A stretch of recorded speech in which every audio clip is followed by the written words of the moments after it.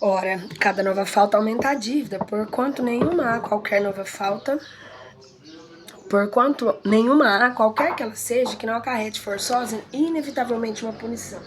Se não for hoje, será amanhã. Se não for na vida atual, nascerá noutra.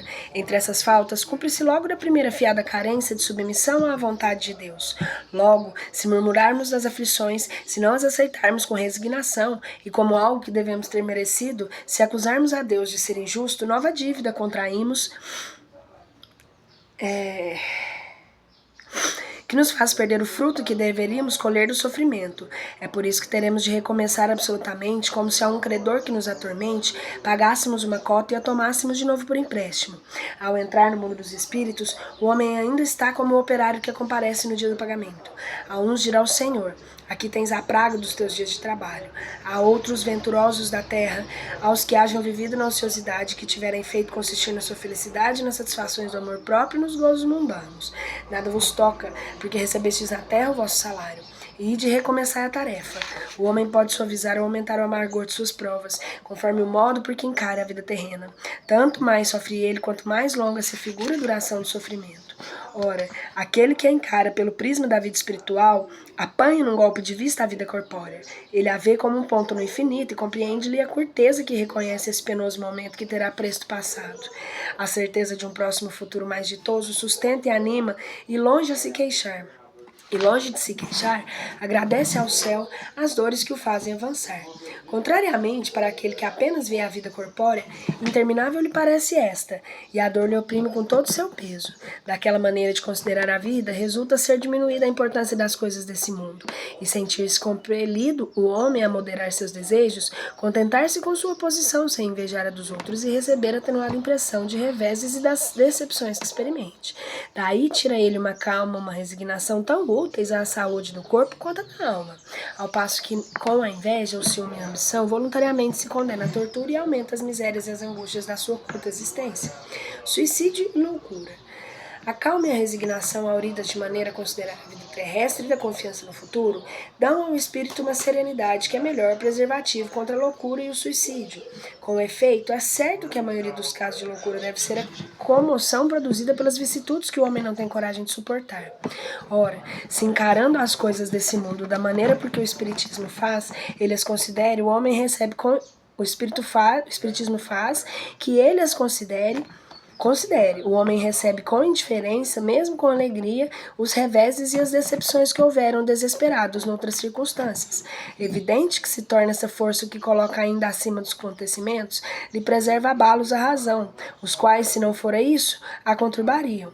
O mesmo ocorre com o suicídio. Postos de lado os que se dão em estado de embriaguez e loucura, aos quais se pode chamar de inconscientes, é incontestável que tem ele sempre, por causa de um descontentamento, quaisquer que sejam os motivos particulares que se lhe apontem.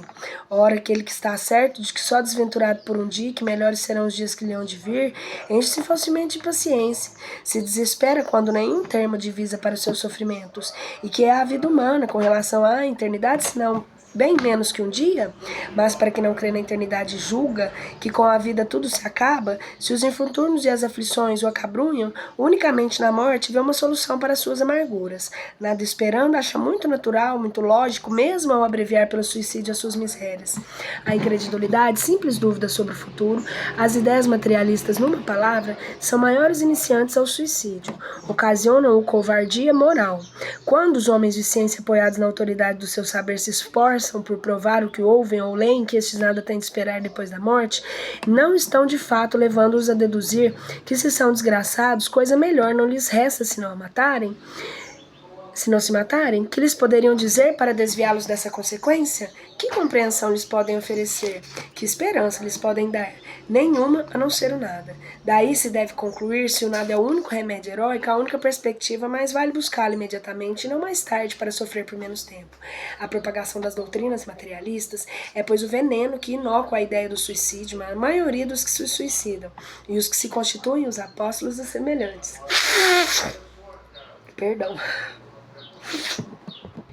De semelhantes doutrinas assumem tremenda responsabilidade. Com o Espiritismo, tornado impossível a dúvida, muda o aspecto da vida. O crente sabe que a existência se prolonga indefinidamente para além do túmulo, mas em condições muito diversas, donde a paciência e a resignação que o afastam muito naturalmente de pensar no suicídio, donde, em suma, a coragem moral. 17. O Espiritismo ainda produz sobre esse aspecto outro resultado igualmente positivo e talvez mais decisivo. Apresenta nos próprios suicidas a informar-nos da situação desgraçada que se encontram e a provar que ninguém viola imponentemente a lei de Deus que proíbe ao homem encurtar sua vida. Entre os suicidas há alguns cujos sofrimentos, nem por serem temporários e não eternos, não são menos terríveis e de natureza a se fazer refletir o que porventura pensam em sair daqui, antes que Deus o haja ordenado. O espírita tem, assim, vários motivos a contrapor a ideia do suicídio. A certeza de uma vida futura em que sabe que ele tanto será mais ditoso quanto mais inditoso e resignado haja sido na terra. A certeza de que, abreviando seus dias, chega precisamente ao resultado oposto do que o esperava, que se liberta de um mal para incorrer num mal pior, mais longo e mais terrível, e que se engana, que, imaginando como matar-se, vai mais depressa para o céu. Que o suicídio é um obstáculo a que no outro mundo ele se reúna aos que foram objeto das suas afeições e aos quais se preparavam para encontrar, de onde a consequência de que o suicídio só lhe trazendo decepções a contrário dos seus próprios interesses. Por isso mesmo é considerável, já é um número dos que têm sido pelo Espiritismo obstados de suicidar-se, podendo daí concluir que quando todos os homens forem espíritas, deixará de haver suicídios conscientes. Comparando-se então os resultados que as doutrinas materialistas produzem com os que decorrem da doutrina espírita, somente do ponto de vista do suicídio forçoso, será reconhecer que, esperando a lógica das primeiras a ele, enquanto a lógica das primeiras a ele conduz, a da outra evita o fato que a experiência confirma. Instruções dos Espíritos, bem e mal a sofrer. Mal sofrer. Quando Cristo disse, bem-aventurados os aflitos, o reino dos céus lhes pertence, não se referia de modo geral aos que sofrem, visto que sofrem todos que se encontram na terra, que ocupem tronos, que jazam sobre a palha. Mas poucos sofrem bem, poucos compreendem que somente as provas bem suportadas poderão conduzi-las ao reino de Deus. O desânimo é uma falta. Deus vos recusa as consolações desde que vos falte coragem. A prece é um apoio para a alma, contudo não basta. É preciso que se tenha por base uma fé viva na bondade de Deus. Ele muitas vezes vos diz que não coloca fardos pesados em ombros fracos. O desânimo é uma falta. Deus vos recusa consolações desde que vos falte coragem. A prece é um apoio para a alma, contudo não basta. É preciso que tenha por base uma fé viva na bondade de Deus.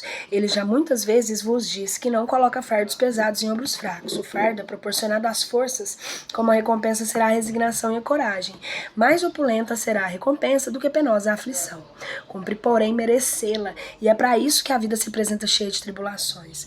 O militar que não é mandado para as linhas de fogo fica descontente, porque o repouso no campo não é nenhuma ascensão de posto que lhe faculta. Sede, pois, como militar, e não desejeis um repouso em que o vosso corpo se enervaria e se entorpeceria a vossa alma. Alegrai-vos quando Deus vos enviar para a luta. Não consiste essa no fogo da batalha, mas nos amargores da vida, em que às vezes de mais coragem se há mister do que num combate sangrento, porquanto não é raro que aquele que se mantém firme em presença do inimigo fraqueje nas tenazes de uma pena moral. Nenhuma recompensa obtém o homem por essa espécie de coragem, mas Deus lhe reserva as palmas de vitória e uma situação gloriosa. Quando vos advenha de uma causa de sofrimento ou contrariedade, sobreponde-vos a ela, e quando houverdes conseguido dominar os ímpetos da impaciência, da cólera ou do desespero, dizei de vós para convosco, cheia de justa satisfação, fui o mais forte. Bem-aventurados os aflitos, pode então traduzir-se assim: bem-aventurados os que têm a ocasião de provar a sua fé, sua firmeza, sua perseverança e a sua submissão à vontade de Deus, porque terão centuplicada a alegria que lhes falta na terra, porque depois do labor virá o repouso. Lá acordei.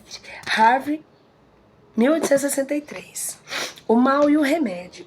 Se terá a terra um lugar de gozo, um paraíso de delícias, já não ressoa mais aos vossos ouvidos a voz do profeta? Não proclamou que ele haveria prantos de ranger de dentes para os que nascessem nesse vale de dores? Esperai, pois todos vós que aí viveis, causticantes lágrimas e amargo sofrer, e por mais agudas e profundas que sejam vossas dores, volvei o olhar para o céu e bendizei o Senhor por ter querido experimentar-vos. Ó homens, dar-se-á não reconheçais o poder do vosso Senhor, senão quando ele vos haja curado as chagas do corpo coroado, da beatitude e ventura os vossos dias? Dar-se-á não reconhecerás seu amor, senão quando vos tenha adornado o corpo de todas as glórias e lhe haja restituído o brilho da sua brancura? Imitai aquele que vos foi dado, para exemplo. Tendo chegado no último grau da abjeção e da miséria, deitado sobre uma estrumeira, disse ele: mais absoluta sério, obrigado, meu Deus, por haverdes querido experimentar o vosso servo. Até quando vossos olhares se deterão nos horizontes da morte que limita? Quando, afinal, vossa alma se dedicará a lançar-se para além dos limites de um túmulo? Houvesseis de chorar e de sofrer a vida inteira, que seria isso a par da eterna glória, reservada aos que tenham sofrido a prova com fé, amor e resignação? Buscai as consolações para os vossos males no porvir com Deus, vos prepare procurar-lhe a causa do passado. E vós, que mais sofreis, considerai afortunados da terra, como desencarnados, quando paráveis no estado, escolhestes as vossas provas, julgando-vos bastante fortes para suportar. Por que agora murmurar? Vós que pedireis a riqueza e a glória, querereis sustentar uma luta com a tentação e vencê-la. Vós que pedistes para lutar de corpo e espírito contra o mal, e moral e físico, sabias que quanto mais forte fosse a prova, tanto mais gloriosa a vitória que se triunfasseis, embora devesse o vosso corpo parar numa estrumeira. Dele, ao morrer, se desprenderia uma alma rutilante, alvura e purificada pelo batismo de expiação e sofrimento. Que remédio então prescrever aos atacados de obsessões cruéis e de cruciantes males? Só um é infalível: a fé e o apelo ao céu. Se na maior acerbidade dos vossos sofrimentos entoardes hinos ao Senhor, o anjo à vossa cabeceira, com a mão vos apontará o sinal da salvação e o lugar que um dia ocupareis. A fé é o remédio seguro do sofrimento. Mostra sempre os horizontes do infinito, diante dos quais se esvai em poucos dias sem brumosos do presente. Não nos pergunteis, portanto, qual o remédio para curar tal úlcera ou tal chaga, para tal tentação ou tal prova. Lembrai-vos justamente de um instante da sua eficácia, é imediatamente punido, porque logo sente as pungitivas angústias da aflição. O Senhor após o seu selo em todos os que nele creem. O Cristo vos disse que com a fé transportam montanhas, e eu vos digo que aqueles que sofrem têm a fé de amparo ficará sobre sua égide e não mais sofrerá. Os momentos das mais fortes dores lhe serão as primeiras notas alegres da eternidade. Sua alma se desprenderá de tal maneira do corpo, enquanto ele se estorcer em convulsões, ele planará nas regiões celestes, entoando com os anjos os hinos de reconhecimento e de glória ao Senhor. Ditosos que sofrem e choram, alegres estejam suas almas, porque Deus as acumulará de bem-aventuranças. Santo Agostinho, Paris, 1863. A felicidade não é deste mundo. 20º. Não sou feliz. A felicidade não foi feita para mim, exclama geralmente o homem em todas as posições sociais. Isso é, meus caros filhos, prova melhor de que todos os raciocínios possíveis. A verdade dessa máxima do Eclesiastes: a felicidade não é deste mundo. Com efeito, nem a riqueza, nem o poder, nem mesmo a florida juventude são condições essenciais à felicidade. Digo mais, nem mesmo reunidas essas três condições essenciais, essas condições tão desejadas, porquanto incessantemente se ouve. Porquanto incessantemente se ouvem no seio das classes mais privilegiadas, pessoas de todas as idades se queixarem amargamente da situação em que se encontram. Diante de tal fato, é inconcebível que as classes laboriosas e militantes invejem com tanta ânsia a posição dos que parecem favorecidas da fortuna. Neste mundo, por mais que faça, cada um tem a sua parte de labor e de miséria, sua cota de sofrimentos e de decepções, onde facilmente se chega à conclusão de que a terra é lugar de provas e expiações. Assim, pois que se pregam que ela é a única morada do homem e que somente nela e numa só existência é que ele cumpre alcançar o mais alto grau das felicidades que a sua existência comporta, iludem-se e enganam os que os escutam, visto que demonstrado está por experiência arquicelular que só excepcionalmente esse globo representa as condições necessárias à completa felicidade do indivíduo. Em tese geral, pode-se afirmar que a felicidade é uma utopia cuja conquista as gerações se lançam sucessivamente sem jamais lograrem alcançá-la. Se o homem ajuizado é uma raridade nesse mundo, o homem absolutamente feliz jamais foi encontrado. Em que consiste a felicidade na Terra é coisa tão efêmera para aquele que não tenha guiá-la a ponderação, que por um ano, um mês, uma semana de satisfação completa, todo o resto da existência é uma série de amarguras e decepções. E notai, meus caros filhos, que vos falo aventurosos da terra, dos que são invejados pela multidão.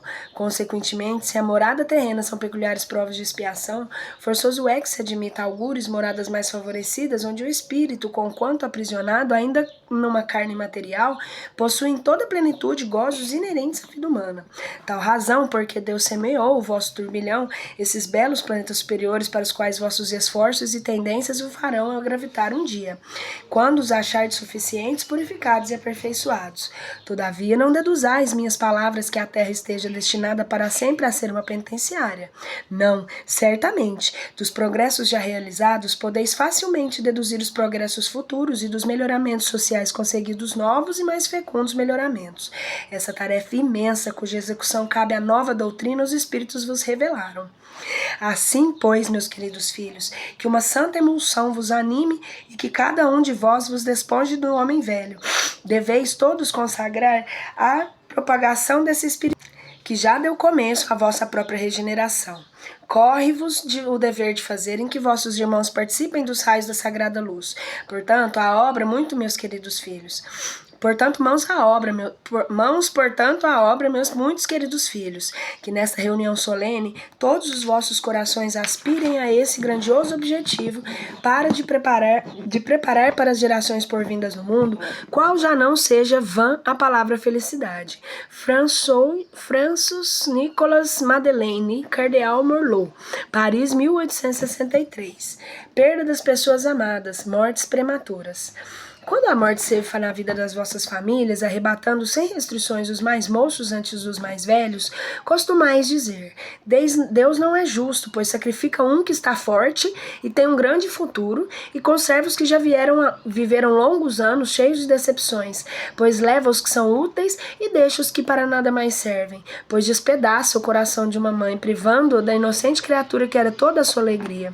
Humanos, é nesse ponto que precisai elevar-vos acima da terra, a terra para toda a vida, para compreenderdes que elevar-vos acima do terra, a terra da vida, para compreenderdes que o bem muitas vezes está onde julgais ver o mal, a sábia previdência onde pensais divisar a cega fatalidade do destino.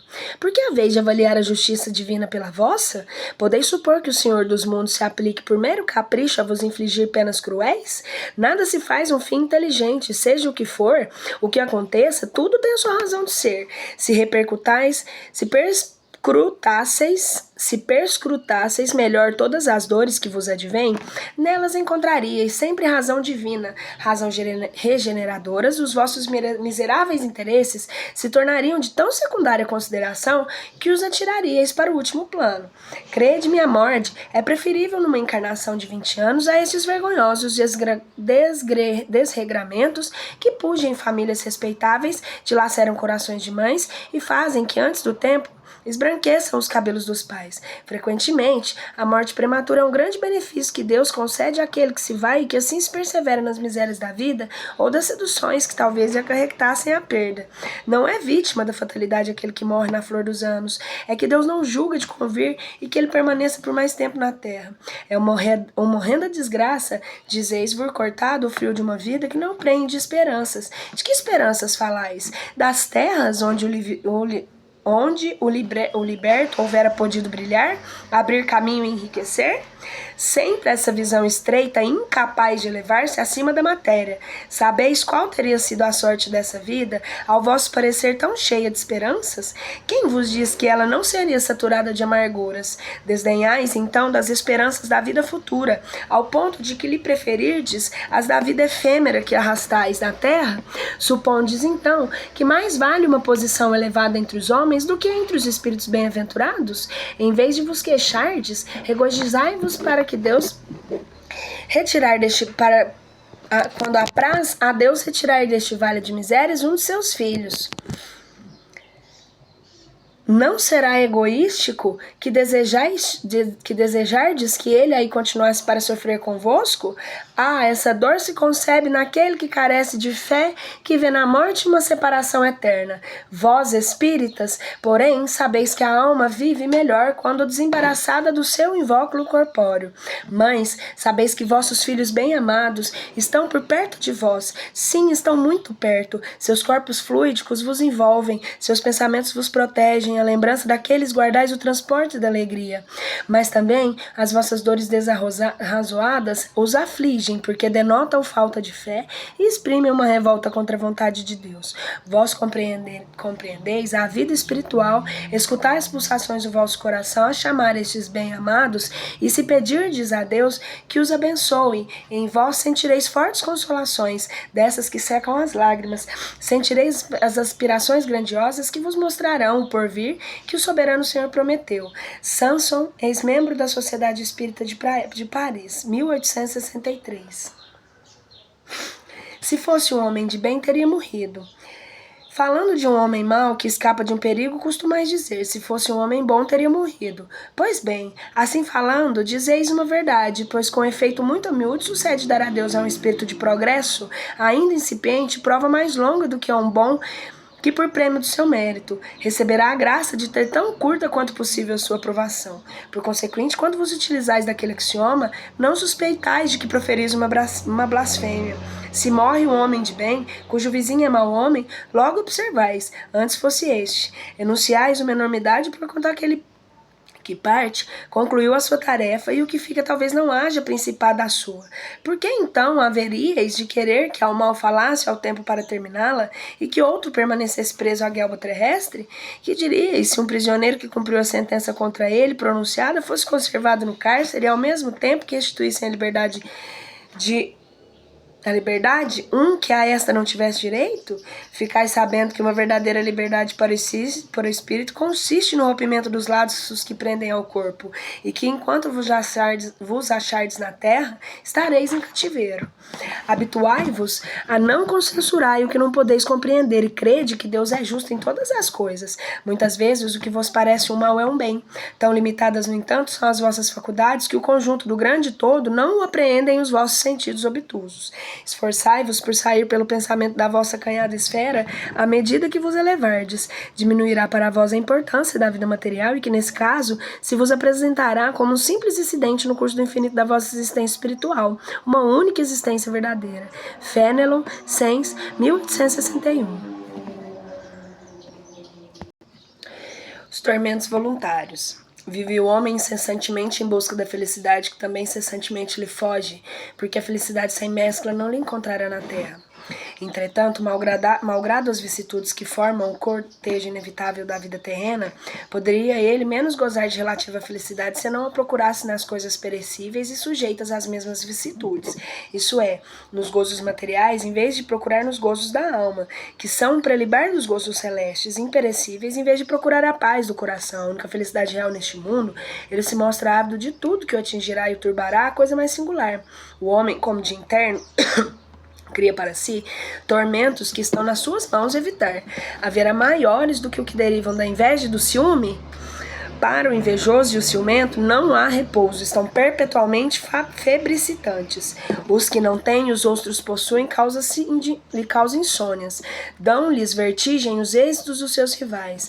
Toda a emulação para eles se resume em eclipsar os que lhe estão próximos, toda a alegria em excitar nos que lhe se assemelham pela insensatez, a raiva do ciúme que os devora. Pobres insensatos, com efeito que não imaginam sequer que amanhã talvez terão de largar todas essas frioleiras cuja cobiça lhes envenena a vida. Não é a eles, de certo, que se aplicam essas palavras: bem-aventurados os aflitos, pois que serão consolados, vistos que as suas preocupações não são aquelas que tem no céu e as compensações merecidas. De que tormentos, ao contrário, se poupa aquele que sabe contentar-se com o que tem, que nota sem inveja o que não possui, que não procura parecer mais do que é. Esse é sempre rico, porquanto se olha para baixo de si, não para cima. Sempre vê as criaturas que têm menos do que ele. É calmo porque não cria para si necessidades quiméricas. E não será uma felicidade a calma em meio às tempestades da vida? Fenelon, Lyon, 1860. A desgraça real. Toda gente fala da desgraça, toda gente já se sentiu e julga conhecer o caráter múltiplo. Venho eu vos dizer que quase toda a gente se engana e que a desgraça real não é absolutamente o que os homens, isto é, os desgraçados supõem. Eles a veem na miséria, no fogão sem lume, no credor que ameaça, no berço de que o anjo sorridente desapareceu, nas lágrimas, no féretro que se acompanha de cabeça descoberta e com o coração despedaçado na angústia da traição, na desnudação do orgulho, que desejar envolver-se em púrpura e o mal oculta sobre a sua nudez os andrajos da vaidade. A tudo isso e a muitas coisas se dá o nome de desgraça, na linguagem humana. Sim, é desgraça para os que só veem o presente. A verdadeira desgraça, porém, está nas consequências de um fato, mais do que no próprio fato. Dizei-me se um acontecimento considerado ditoso na ocasião, mais que acarreta consequências funestas, não é realmente mais desgraçado do que o outro que a princípio causa viva contrariedade e acaba produzindo bem. Dizei-me que a tempestade que vos arranca as árvores mais o saneia o ar, dissipando os miasmas insalubres que causariam a morte, não é antes uma felicidade do que uma infelicidade.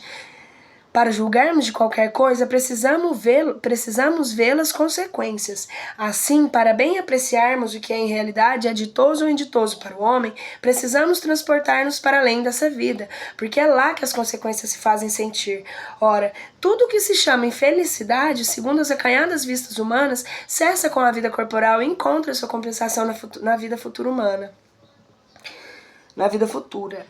Vou revelar-vos a infelicidade sobre uma nova forma, sobre a forma bela e florida que acolheis e desejais, e com todas as veras de vossas almas iludidas. A infelicidade é a alegria, é o prazer, é o tumulto, é a vã agitação, é a satisfação louca da vaidade, que fazem calar a consciência, que se comprimem à ação do pensamento, que atordoa um homem com relação ao seu futuro. A infelicidade é o ópio do esquecimento que ardentemente procurais seguir. Esperai, vós que chorais. Tremei vós que rides, porque o vosso corpo está satisfeito. A Deus não se engana, não se foge ao destino. E as provações credoras mais impiedosas do que a matilha que a miséria desencadeia. Vos espreitam o repouso ilusório para vos imergir de súbito à agonia da verdadeira infelicidade, daquela que surpreende a alma, amolentada pela indiferença e pelo egoísmo. Que, pois, o Espiritismo vos esclareça, recoloque para vós sobre verdadeiros prismas a verdade e o erro, tão circularmente deformados pela vossa cegueira. Agireis, então, como bravos soldados, que, longe de fugirem ao perigo, preferem as lutas dos combates arriscados à paz que lhes não pode dar glória nem promoção, que importa ao soldado perder na refrega armas, bagagens e uniforme, desde que saia vencedor e com glória? Que riqueza o manto de carne, contanto com a sua alma entre gloriosa e o reino celeste? Delfina de Giardi, em Paris, 1861. A melancolia. Sabeis, porque às vezes uma vaga tristeza se apodera dos vossos corações e vos leva a considerar amarga a vida? É que o vosso espírito, aspirando a felicidade e a liberdade, se esgota, jungido ao corpo que lhe serve de prisão, em vãos esforços para sair dele. Reconhecendo inúteis esses esforços, cai no desânimo, e como o corpo sofre a influência, toma-vos a lassidão, o abatimento, uma espécie de apatia, e vos julgais infelizes. Crede-me, resistir com energia essas impressões e vos enfraquecem a vontade. São inatas no espírito de todos os homens as aspirações por uma vida melhor, mas não busqueis neste mundo, e agora quando Deus vos envia os espíritos que lhe pertencem, para vós instruírem acerca da felicidade que eles vos reserva, aguardai pacientemente o anjo da libertação, para vos ajudar a romper os liames que vos mantêm cativo o espírito. Lembrai-vos de que durante esse vosso degredo na terra, tendes desempenhar uma missão de que não suspeitais, quer dedicando-vos à vossa família, quer cumprindo as diversas obrigações que Deus vos confiou. Se no curso desse degredo de provação, exonerando-se vossos encargos, sobre vós desabarem os cuidados, as inquietações e as tribulações, sede fortes e encorajosos para suportar.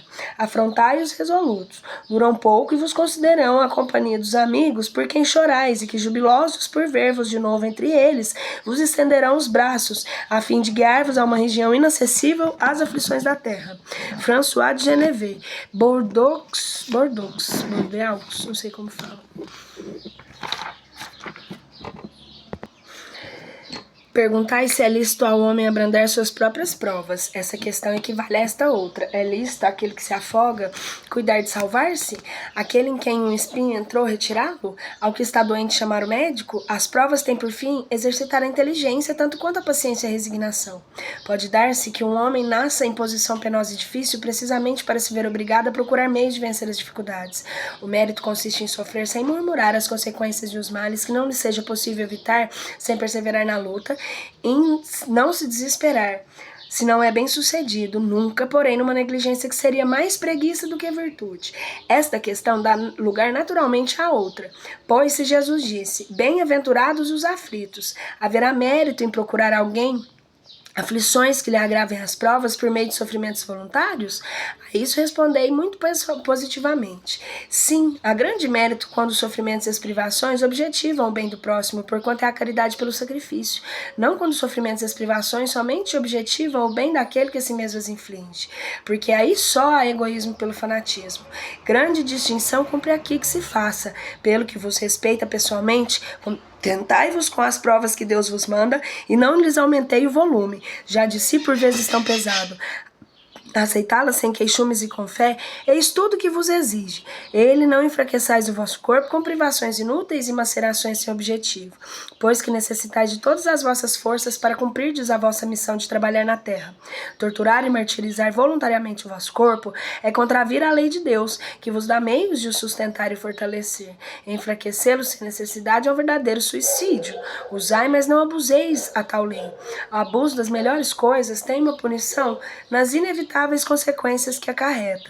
Muito diverso é que o ocorre quando o homem impõe a si próprio sofrimentos para aliviar do seu próximo. Se suportardes o frio e a fome para aquecer e alimentar alguém que precise ser aquecido e alimentado, e se vosso corpo disso ressente, fazeis um sacrifício que Deus abençoa. Vós que deixai vossos aposentos perfumados para ir desamansar da infecta levar a consolação. Vós que sujais as mãos delicadas pensando chagas. Vós que vos privais do sono para velar a cabeceira de um doente, que é apenas vosso irmão em Deus.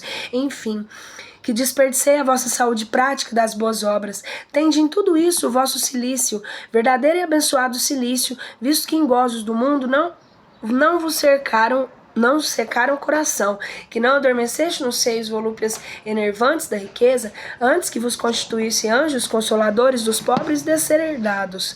Vós, porém, que vos retirais do mundo para lhe evitar seduções e viver no isolamento, que utilidade tendes na terra, onde a vossa coragem para viver nas provações?